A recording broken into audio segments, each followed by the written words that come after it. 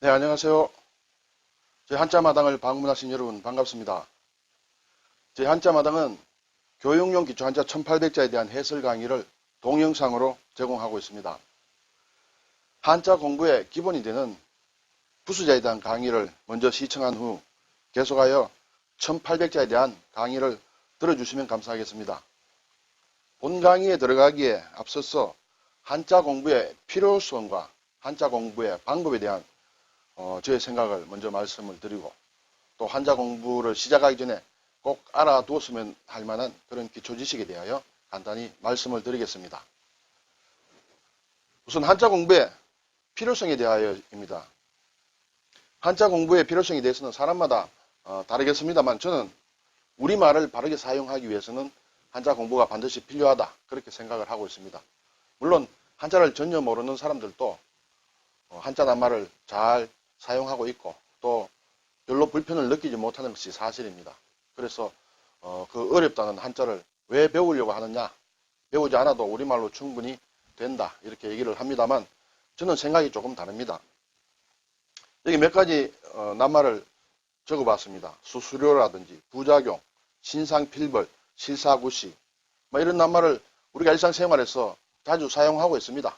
그리고 사용할 때마다 그 뜻이 대략 통합니다. 그러나 저의 생각은 한자를 전혀 모르는 사람들이 이 말을 쓸 때의 그 느낌이나 받아들이는 뜻이 과연 한자를 잘 알고 있는 사람들이 느끼는 뜻과 정말 같을까, 그런 의문을 가지게 됩니다.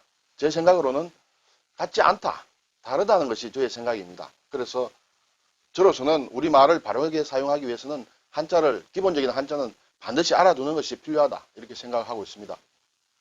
두 번째는 우리 학생들의 경우에 학교 공부를 잘하기 위해서는 한자를 아는 것이 중요하다, 이렇게 생각을 하고 있습니다. 여기도 몇 가지 낱말을 제가 적어보았습니다. 단백질, 대동여지도, 동맥과 정맥, 유리수, 무리수, 우리가 학교 다닐 때 다 배운 그러한 낱말들이고 어느 정도 개념을 알고 있습니다. 그러나 정말 이 낱말이 가르치는 본질적인 뜻에 대해서 다들 잘 알고 있을까 하는 데 대해서는 제가 의문을 가지고 있습니다. 한자를 알게 되면 이 낱말들이 사실은 별로 어렵지 않습니다. 그러나 한자를 모르게 되면 평생 모르고 우리 한글로만 읽고 그냥 지나가게 됩니다. 그래서 한자를 제대로 알면 교과서에 나와 있는 수많은 한자 낱말에 대한 이해가 깊어지고, 그렇게 되면 학업 성적이 오른다 하는 것이 저의 생각입니다. 나중에 돼서 이 말의 본뜻이 이렇구나, 그때 내가 알았으면 그 시험 문제를 틀리지 않았을 건데 하는 그런 생각을 하는 경우가 저의 경우에도 여러 번 있었습니다. 여러분은 어떻습니까? 제가 앞에서 그리고 여기에서 몇 가지 낱말을 적었습니다. 물론 이 구체적인 설명은 제가 여기에서 생략을 하겠습니다. 나중에 관련된 글이 낱말이 나올 때 그때 제가 1800자를 공부하면서 설명을 드리겠습니다. 그러나 우리가 한자를 아는 것과 모르는 것에는 차이가 존재하는 것은 사실이라는 것을 인정할 필요가 있다, 이렇게 생각을 하고 있습니다. 세 번째는 중국어와 일본어 공부에 한자를 아는 것이 상당히 많이 도움이 된다 생각이 됩니다. 우리가 일본어나 중국어를 하는 사람들이 가장 처음에 겪는 난관이 바로 한자입니다. 그런데 혹자들은 이런 얘기들을 합니다. 우리가 한자를 많이 배워봐야 중국말이나 일본말을 배울 때는 별 쓸모가 없어. 그 나라에서 쓰는 한자들은 우리가 쓰는 한자와 모양이 다르기 때문에 다시 새로 공부를 해야 돼, 이런 얘기들을 합니다. 그러나 그것은 천만의 말씀입니다. 그렇지 않습니다. 우리가 쓰는 한자의 대부분을 중국과 일본도 같이 쓰고 있고, 모양이 바뀐 한자들도 우리가 쓰는 한자를 기본으로 해서 그 사람들 나름대로의 규칙성을 가지고 간략히 한 것이기 때문에 그러한 규칙적인 것만 알게 되면 쉽게 이해를 할 수 있습니다. 역으로 한자를 모르는 사람이 중국말이나 일본말을 배우면서 그들이 쓰는 한자를 간체자나 일본식 신자체를 배워서 알고 난 이후에 우리 한자를 알려면 오히려 더 어려운 경우가 있습니다. 그러나 우리가 우리 한자를 먼저 알면 이들 한자를 이해하는데 어렵지 않다, 그런 생각이 듭니다. 그래서 그러한 한자 실력을 바탕으로 해서 영어 이외에도 중국어나 일본어의 실력을 가질 수 있는 우리 젊은이들이 많이 나왔으면 하는 것이 저의 생각이고, 한자 능력이 이 두 외국어를 공부하는 데 상당히 도움이 된다, 이렇게 말씀을 드리겠습니다. 자, 그러면 한자 공부는 어떻게 하는 것이 좋은가 하는 것에 대해서 말씀을 드려보겠습니다. 제 생각으로는 첫째, 기본부터 배울 것이 필요합니다. 글자를 배우려면 당연히 기본부터 배워야 하는 것 아니냐고 질문을 하실 수 있겠습니다. 예를 들어 우리가 한글을 배울 때는 기역, 니은, 디귿, 리을 또는 가나, 다라를 배우고 공부를 합니다. 그렇게 배우면 머리가 좋은 사람은 한나절 만에 간단한 말은 쓰고 읽을 수 있습니다. 그런데 그러한 절차 없이 대뜸 예를 들어 학교나 국가나 통닭이나 이런 낱말을 제시하면서 잘 보고 읽고 쓰고 외우라고 하면 한글도 공부를 하기 어렵습니다. 저희 같은 경우에는 한자를 배울 때 이런 식으로 한자를 배웠습니다. 기초부터 배우지 않았습니다. 많은 사람들이 그렇게 한자를 배워왔기 때문에 한자가 굉장히 어렵게 생각이 됩니다. 그럼 한자는 어떻게 배워야 하느냐? 한자는 부수자부터 배우는 것이 필요합니다. 한자의 부수자는 우리 한글로 말하면 가나다라와 비슷한 그러한 역할을 합니다. 그리고 부수자의 대부분은 그림 글자입니다. 그래서 제대로 설명을 들으면 누구나 이해할 수 있는 그러한 글자입니다. 그래서 이러한 부수자를 먼저 배우고 난 이후에 더 깊은 한자를 공부할 수 있다. 왜냐하면 다른 복잡한 한자들은 이 부수자와 부수자를 합쳐서 새로운 글자를 만들어내기 때문입니다. 부수자는 비록 214자입니다. 그리고 부수자에 속하지 않은 그림 글자들도 좀 있습니다. 대략 합쳐봐야 500자 미만입니다. 그 정도만 알면 수십만 자까지 한자를 만들어낼 수 있습니다. 지금도 중국, 일본, 우리나라에서 사용하는 한자는 수만 자가 있습니다. 물론 그것을 다 배울 필요는 없습니다만 그 기본이 되는 것은 부수자다. 이렇게 아시고 부수자 공부를 제대로 하는 것이 기본부터 공부하는 것이다. 그리고 부수자를 아는 것이 바로 한자 정복의 지름길이다. 이렇게 말씀을 드리겠습니다. 그리고 한자는 글자 속에 뜻이 있는 뜻글자입니다. 그래서 우리가 표의 문자라고 합니다. 그러나 한자 속에는 우리가 생각하지 못한 음도 같이 포함이 되어 있습니다. 표음 문자의 기능도 같이 하고 있습니다. 두 번째는 묶음으로 배우자는 것입니다. 비슷한 모양과 뜻을 가진 글자를 함께 묶어 통으로 배우는 것이 중요합니다. 낱글자 한자 한자, 획순으로, 가나다 순으로 이렇게 공부를 하게 되면 참으로 어렵습니다. 그래서 통으로 묶어서 관련된 글자, 비슷한 글자, 같은 뿌리를 가지는 글자를 배우면 일목요연하게 우리가 글자를 이해할 수 있습니다. 낱자로 배우면 굉장히 비효율적입니다. 셋째는 쓰기보다 읽기 중심으로 공부할 것을 권해드립니다. 지금 우리는 한자를 적는 시대에 살고 있지 않습니다. 한자를 적는 경우에도 거의 대부분 컴퓨터에서 한자로 입력하여 변환하여 출력하여 사용하고 있습니다. 손으로 적는 경우는 대단히 줄어들었습니다. 그래서 쓰기보다는 읽기 중심으로 한자를 공부를 했으면 좋겠습니다. 물론 쓰면서 배우면 기억이 좀 오래될 수 있습니다만 그만큼 시간이 또 오래 걸립니다. 그래서 쓰기보다는 읽기 중심으로, 그리고 낱글자 중심보다는 이러한 낱말 중심으로 공부를 하시기를 권해드립니다. 그리고 읽기를 자주 복습을 하셔야 됩니다. 한자는 우리가 쓰지 않는 글자이기 때문에 외우고 나서도 금방 지나면 잊어버릴 경향이 있습니다. 그래서 되풀이해서 반복하는 것이 중요합니다. 반복할 때는 항상 처음으로 넘어가서 처음 배운 글자부터 계속해서 자주 반복하는 사이에 글자가 머릿속에 들어와 있는 것을 알게 될 것입니다. 넷째는 어떻게 보면 가장 중요한 것이라고도 할 수 있습니다만 단기간에 배우자는 것이 저의 생각입니다. 우리가 보통 한자를 공부한다고 하면 하루에 몇 자씩, 일주일에 몇 자씩, 예를 들어 1800자를 배운다면 3달을 목표로 한다든지 6달을 목표로 한다든지 1년을 목표로 한다든지 이렇게 기간을 잡고 합니다. 그러나 저는 그것에 대해서 반대입니다.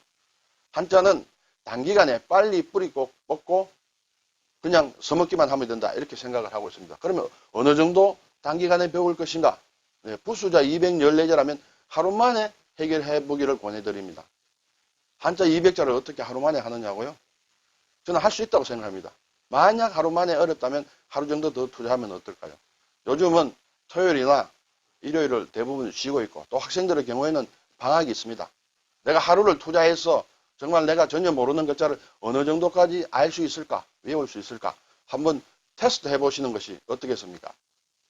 며칠 전에 제가 하나의 유튜브를 봤습니다. 그 속에는 어느 서울의 모 대학교의 학생이 졸업시험을 치는데 필요한 한자를 외우기 위하여 하루 만에 1000자를 외웠다는, 그리고 졸업시험을 통과했다는 그러한 유튜브를 영상을 본 적이 있습니다. 아마 어제인가 있을 것입니다. 물론 하루에 1000자를 공부한다는 것은 참 납득하기 어렵습니다만 경우에 따라서 사람에 따라서 물론 어느 정도는 가능하다고 생각합니다. 그렇지만 200자 정도의 한자는 우리가 충분히 배울 수 있습니다. 하루 만에. 그러면 1800자는 어떻게 할 것인가? 하루나 이틀 공부를 해보시면 내가 하루에 어느 정도까지는 글자를 외울 수 있겠다 하는 것이 우리가 감을 잡게 되면 그러면 1800자도 예를 들어서 일주일이면 열심히 하면 일주일이라도 되겠다 또는 2주일 걸리겠다 이런 결론이 나올 것으로 생각합니다. 저는 학생 여러분이라면 일주일 정도를 목표로 해서 한번 도전해 보시기를 바랍니다. 내가 과연 일주일에 1800자를 정복할 수 있을까? 그러한 목표의식을 가지고 방학 중에 공부를 하면 어떨까 이런 생각을 해보겠습니다. 물론 직장 생활을 하고 또 나이가 드신 분들은 이렇게 단기간에 하는 것은 어렵습니다. 그럴 경우에는 일반인들은 한 달이나 2달 정도의 여유를 가지고 해보면 어떨까 생각을 하고 있습니다. 한번 우리가 한자를 제대로 배워놓으면 평생 잊어버리지 않고 평생 써먹을 수 있습니다. 일반인의 경우에는 토요일, 일요일, 노는 날 이틀 동안 열심히 하고 또 평일에 복습을 하게 되면 일주일이면 8일 동안 공부할 수 있습니다. 그리고 한 달이면 8일 동안 공부할 수 있죠. 그리고 2달이면 보름 정도 공부를 할 수 있습니다. 그렇게 되면 1800자는 충분히 극복할 수 있습니다. 자, 이제는 한자의 공부에 본격적으로 들어가기에 앞서서 한자에 대한 기초 지식을 몇 가지 알고 있는 것이 좋겠다 이렇게 생각을 합니다. 한자와 한문에 대해서 우선 우리가 구분을 할 필요가 있다고 생각합니다. 잘 아시겠습니다만 한자는 낱글자를 얘기합니다. 그리고 한문은 한자로만 쓰인 문장을 얘기합니다. 문장과 낱글자를 물론 혼동하지는 않겠습니다만 우리가 일상생활에서 말을 하다 보면 한문이라고 얘기해야 될 곳에 한자라고 얘기를 한다든지 한자를 가리킬 때 한문이라고 얘기를 한다든지 하는 그런 경향이 많이 있습니다. 그래서 한문과 한자는 다르다는 것을 영역이 다르다는 것을 기억해 주시길 바랍니다. 그리고 우리가 공부하는 1800자 속에는 물론 한자, 낱글자로서의 한자를 공부를 하겠습니다만 이 낱글자로 이루어진 한자의 수거나 낱말 그것까지 같이 포함해서 우리는 한자의 범주에 넣어서 공부를 하도록 하겠습니다. 이와 비슷한 혼동으로는 우리가 한글과 한국말, 한국어를 혼동하는 경우가 있습니다. 우리말 또는 한국말을 얘기할 때 한글이라고 얘기한다든지 한글이라는 글자를 얘기하면서 한국어, 한국말이라고 이렇게 혼동하는 경우가 있습니다. 한자와 한문의 어떤 혼동도 그와 마찬가지로 가끔씩 일어납니다. 주의할 필요가 있다고 생각합니다. 그리고 음과 훈이란 말을 자주 하게 됩니다. 한자는 어떤 글자의 꼴이 있습니다. 그 꼴이 있고 그리고 소리가 있고 뜻이 있습니다. 그 소리는 음이라고 하고 뜻은 훈이라고 합니다. 한자의 훈 또는 뜻을 우리가 색임이라고 얘기를 할 때가 있습니다. 순우리말입니다만 글자의 뜻을 쉽게 풀이한다는 그런 뜻의 한자의 뜻을 얘기할 때 색임이라고 얘기하는 경우가 있다는 것을 알아주시기 바랍니다. 그리고 획이란 말을 자주 쓰게 됩니다. 한자로는 그을 획이란 뜻입니다. 한번 긋는다는 것입니다. 한번 그은 줄이나 점을 세는 단위를 획이라고 합니다. 여기에 1획의 글자, 2획의 글자, 3획의 글자가 있고 한자는 많은 획을 가진 글자도 있습니다. 획이 왜 중요하냐 하면 한자를 자전해서 찾고자 할 때 획을 알지 못하면 찾기가 굉장히 어렵습니다. 그래서 글자에 서는 순서에 따라서 획이 몇 획의 글자이냐는 것을 우리가 평소에 글자를 공부할 때 좀 염두에 둘 필요가 있다는 생각이 듭니다. 1획의 글자는 예를 들어 이것이 점주란 글자인데 이렇게 점을 찍으면 이것이 하나의 글자로서 한 획의 글자가 됩니다. 내리긋는 것도 이렇게 하나의 글자가 되겠습니다. 1획의 글자입니다. 2획의 글자는 획을 한 번 띄는 것입니다. 예를 들어서 이것은 사람인이라는 글자입니다. 이렇게 한 번 하고 떼고 나서 다시 두 번 만에 합니다. 그래서 2획의 글자가 되겠습니다. 3획의 글자도 마찬가지입니다. 여기에 미음과 비슷하게 생긴 글자가 있습니다. 이런 글자는 이렇게 하나, 둘, 셋 이렇게 3번 만에 적도록 되어 있습니다. 그런데 만약 어떤 사람이 나는 이것을 한 번에 그을 수 있다고 생각해서 이렇게 해서 한 획이다라고 주장을 하게 되면 다른 사람들과 그리고 사전을 만든 사람들과는 의견이 틀리게 됩니다. 하나의 획을 뜻하는 글자로서는 한 획을 나타내는 글자 속에 이 글자를 찾을 수가 없습니다. 그래서 많은 사람들이 같이 공유하고 있는 획에 대한 계산법을 사용하여 획을 익힐 필요가 있다. 그런 말씀을 드리겠습니다. 자, 그리고 이제 문자라는 말에 대해서 한번 생각을 해보고자 합니다. 문자란 것은 한자가 하나의 문자입니다. 물론 우리 한글도 우리 한국말을 적는 문자입니다. 이 언어를 적는 기호를 문자라고 하는데 특히 한자에서는 문과 자를 나누어서 생각해 볼 필요가 있다고 생각합니다.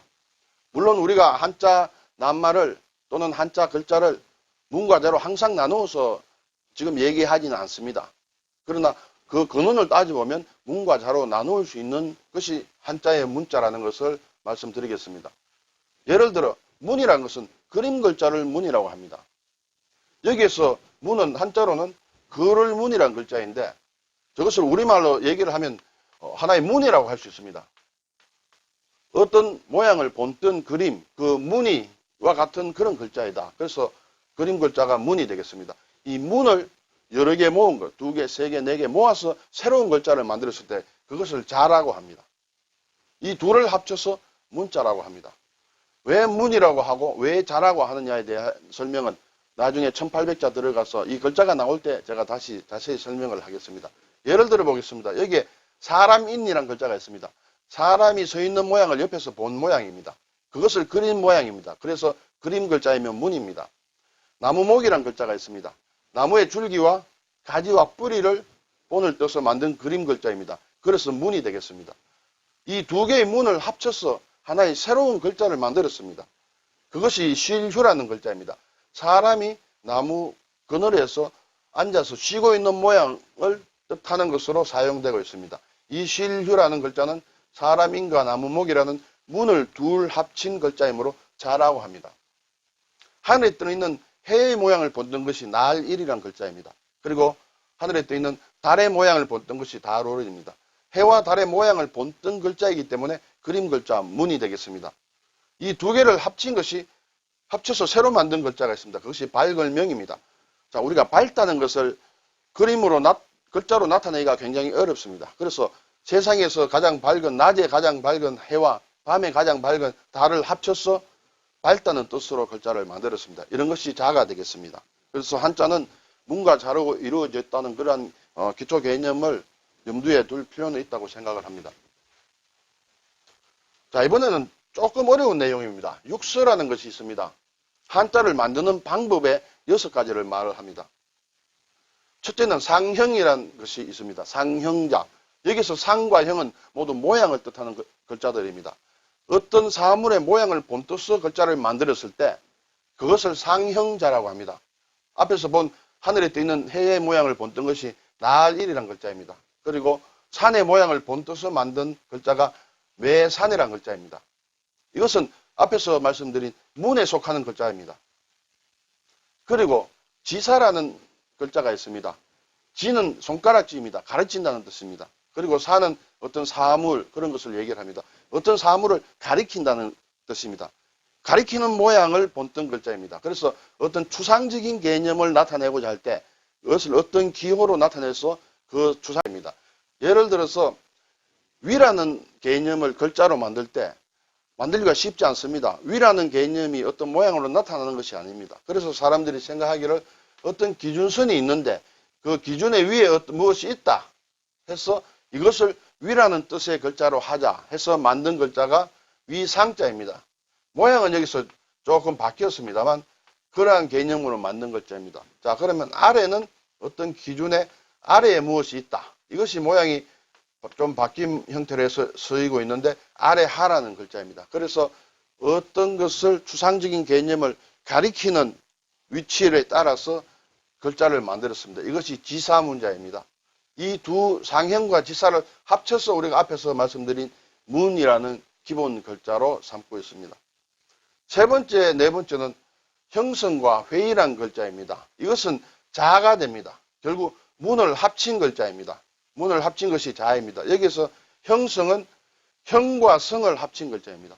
형은 위에서 말한 상형의 형입니다. 모양을 뜻합니다. 모양은 뜻을 가지고 있습니다. 그래서 어떤 뜻의 역할을 하는 글자와 소리를 나타내는 글자, 이 두 글자를 합쳐서 두 개의 문을 합쳐서 새롭게 만든 글자가 형성이란 글자입니다. 예를 하나 들어보면 우리가 물이 맑다는 그러한 뜻의 글자를 만들고자 합니다. 만들고자 할 때는 이 글자 속에 물을 나타내는 의미를 가진 글자를 씁니다. 이것이 물을 뜻하는 글자입니다. 그리고 맑다는 것은 나타낼 때는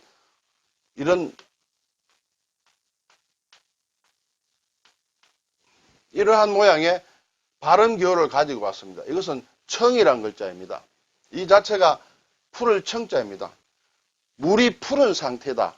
그래서 그것은 맑은 물이다. 그러면서 읽는 발음은 이 청을 가지고 왔습니다. 그래서 이것은 맑을 청이라고 합니다.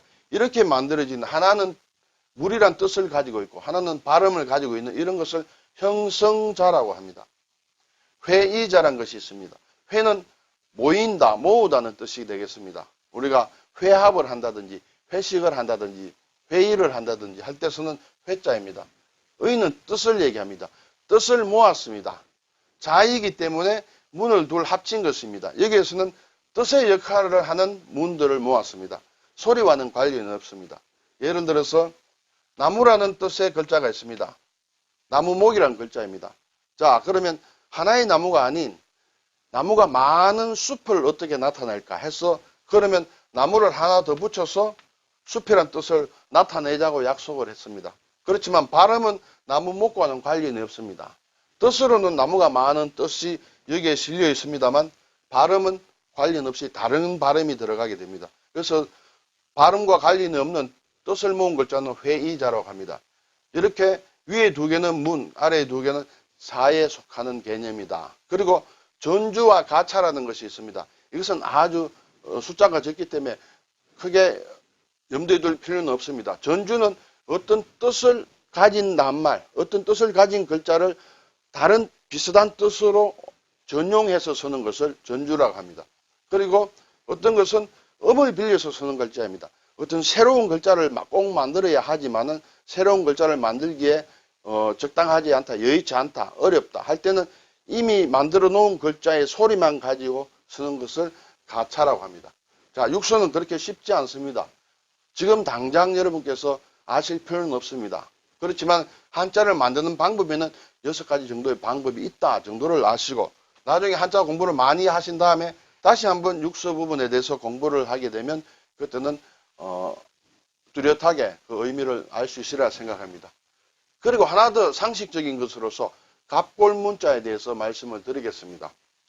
자, 우리가 갑골이라 문자라는 얘기는 많이 들었을 것으로 생각을 합니다. 갑이란 것은 거북의 배딱지 또는 등딱지를 얘기합니다. 주로 배딱지를 사용하였습니다. 그 배딱지나 짐승의 뼈에 글자를 새겼습니다. 옛날 중국의 은나라, 지금부터 약 3000년 이전에 있었던 BC 1300년에서 1000년 정도 시절에 사용됐던 글자입니다.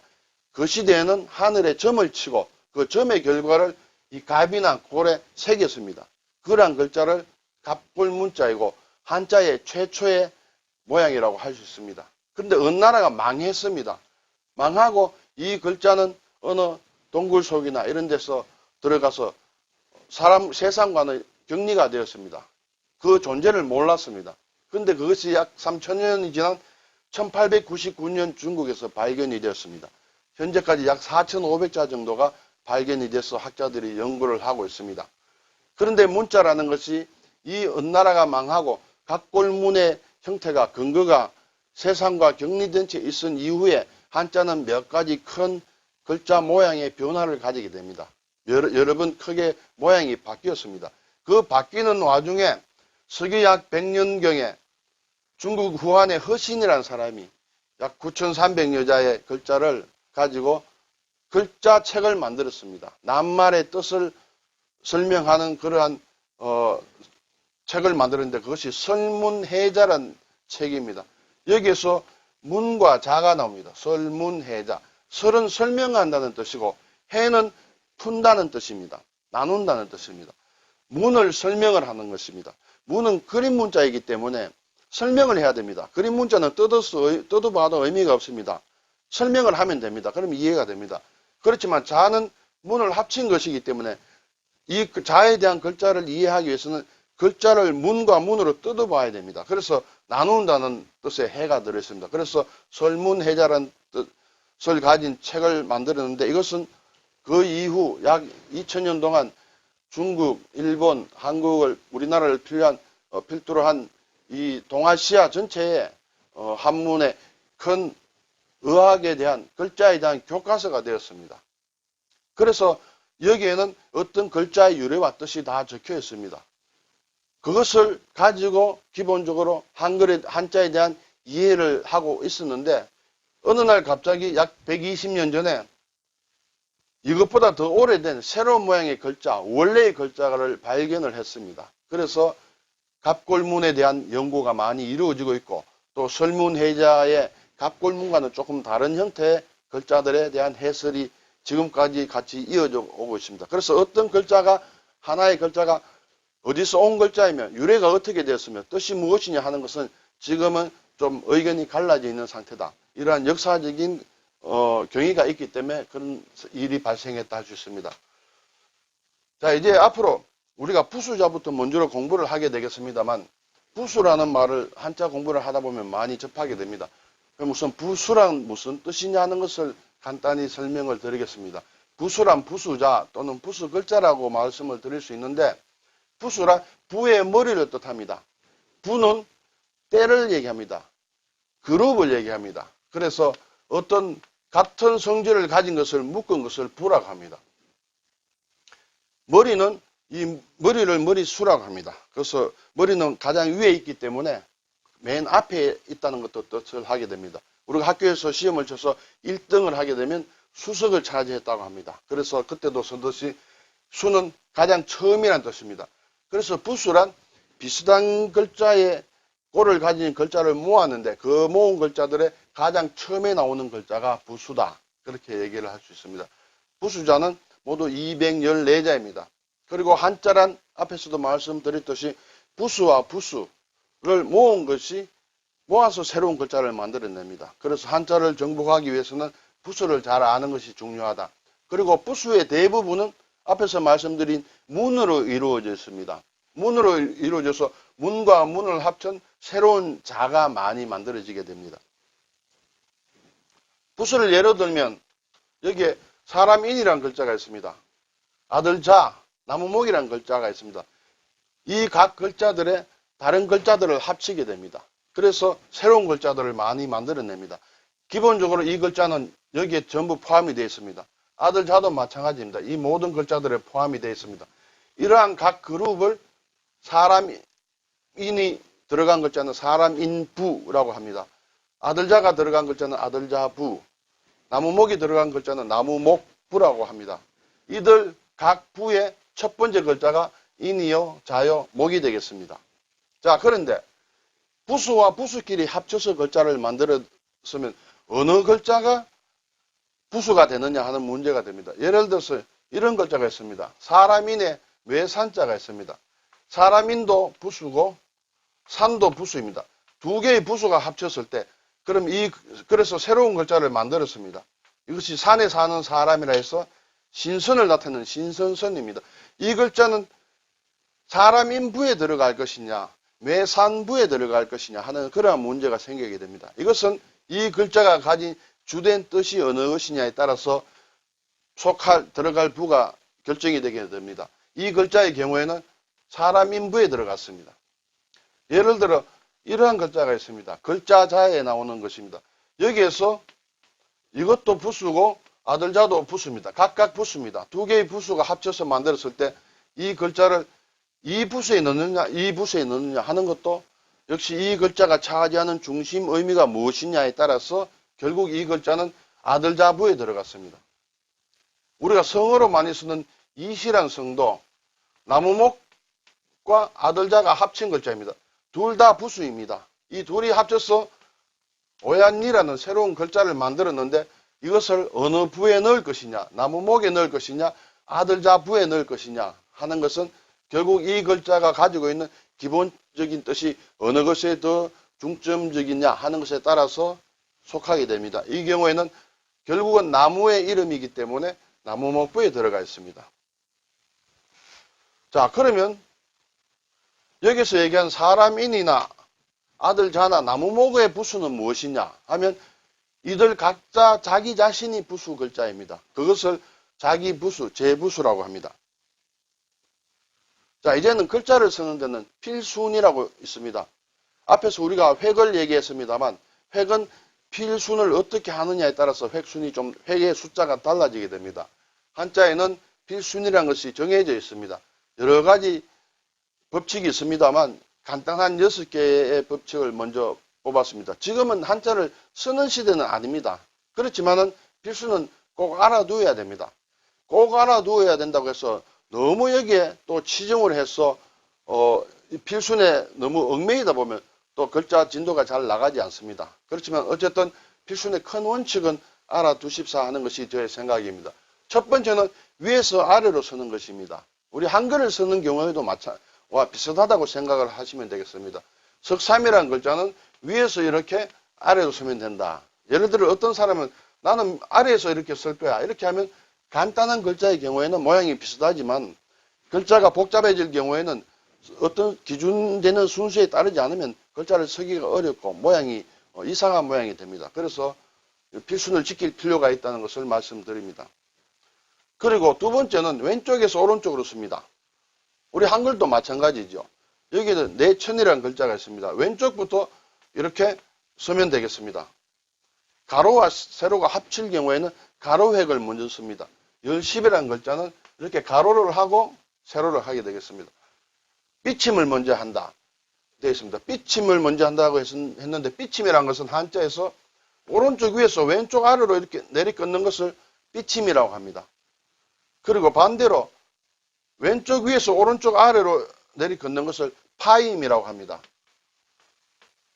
이 삐침과 파임이 교차할 때에는 삐침을 먼저 하고 파임을 한다 생각하시면 되겠습니다. 여기에 거를문이라는 글자입니다. 이렇게 하고 삐침과 파임이 합칠 때는 삐침을 하고 파임을 한다 이렇게 하시면 되겠습니다. 그리고 중간의 획을 먼저 한다는 것이 있습니다. 글자가 가운데를 중심으로 좌우 대칭이 될 경우에는 가운데 획을 먼저 하고 왼쪽 오른쪽 그렇게 글자를 그으면 되겠습니다. 여기에서는 자글소라는 글자인데 가운데를 먼저 하고 왼쪽 오른쪽 이렇게 하면 되겠습니다. 그리고 안의 글자를 바깥이 둘러싸고 있는 모양이 있을 수 있습니다. 이러한 한 가지 동일한 글자가 그 예인데 이때는 바깥쪽을 먼저 하고 안의 글자를 적는다. 하나, 둘 이렇게 바깥을 먼저 한 이후에 안의 글자를 적으면 되겠습니다. 이 필수는 너무 얽매일 필요도 없지만은 그렇다고 해서 가볍게 여겨서는 안 될 것이라 생각합니다. 앞으로 한자가 좀 더 많이 글자가 능숙해지고 펜으로 연습을 할 때에는 필순에 유의해서 글자를 쓸 것이 필요하다고 생각이 됩니다. 그리고 이 부수자는 위치가 어디에 있느냐에 따라서 이름이 바뀌게 됩니다. 부수자는 글자에 여러 곳에 위치할 수 있습니다. 왼쪽에 위치할 수 있습니다. 이 경우에는 이쪽이 부수 글자입니다. 오른쪽에 위치할 수 있습니다. 또 위에 위치할 수가 있습니다. 아래에 위치할 수가 있고 어떤 받침이 될 수도 있고 또 왼쪽과 위쪽을 합치는 경우가 있고 바깥 테두리를 이렇게 의 글자가 부수가 되는 경우가 있습니다. 이럴 경우마다 이름이 다릅니다. 왼쪽에 올 경우에는 변이라고 합니다.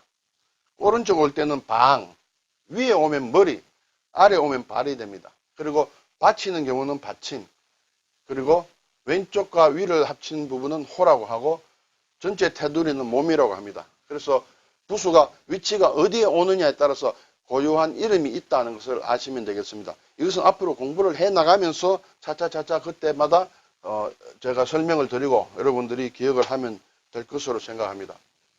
앞으로 공부를 하면서 부수를 공부를 하는데 부수가 중요하다고 해서 1획부터 17획까지 사전을 펴놓고 이렇게 공부를 하는 것은 별로 바람직하지 않습니다. 1획부터 써서 공부를 하면 금방 이렇게 지루해집니다. 그리고 뜻이 연결되지 않아서 효율성이 없습니다.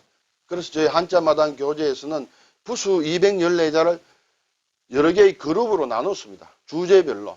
그래서 숫자와 관련된 글자를 따로 모으고 요일과 관련된 글자 따로 모으고 사람의 모습과 얼굴, 손, 발 이렇게 관련된 글자들을 따로따로 모아서 한 번에 그룹으로 공부를 하도록 부수를 분류를 했습니다. 이것은 부수의 분류는 어느 중국이나 일본이나 우리나라 이렇게 통일된 기준이 없습니다. 학자들마다 견해가 다르기 때문에 통일된 것은 없습니다.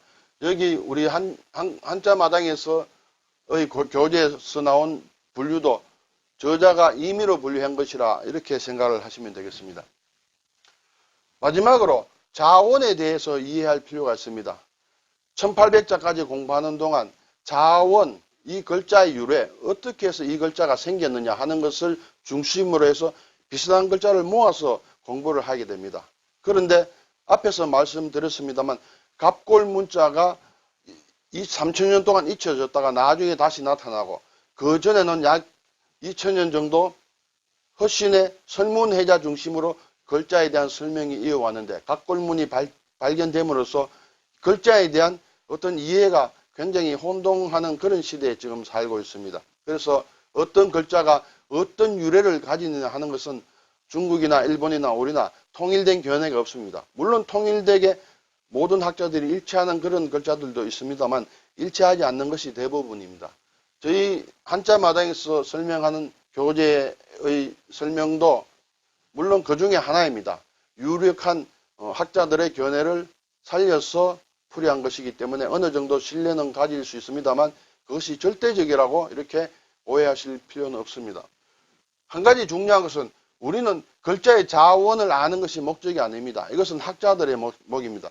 우리는 단지 글자를 아는 것이 우리의 최종 목표입니다. 자원을 가지고 공부하는 것은 공부를 하기 위한 하나의 수단에 불과하다. 이렇게 아시고 자원을 외우는데 너무 치우칠 필요는 없다. 그 시간에 글자꼴을 외우는데 시간을 더 드릴 필요가 있다. 이렇게 말씀을 드리겠습니다. 그리고 단순히 암기하기 위한 위주의 글자 설명이라는 것이 많이 있습니다. 그런 것은 바람직해 하지 않으므로 받아들일 필요가 없다. 이렇게 말씀을 드리겠습니다. 이상으로 한자 공부가 왜 필요하냐, 그리고 어떻게 공부하면 좋을 것인가 하는 저 개인적인 생각을 말씀드렸고, 한자 공부를 하기 전에 반드시 알아야 될 몇 가지 사실을 말씀을 드렸습니다. 자, 이제 다음부터는 바로 부수자 214자 정복하기를 시청해 주시고, 이어서 그것이 끝난 이후에는 1800자 공부에 도전해 주시길 바랍니다. 수고하셨습니다. 감사합니다.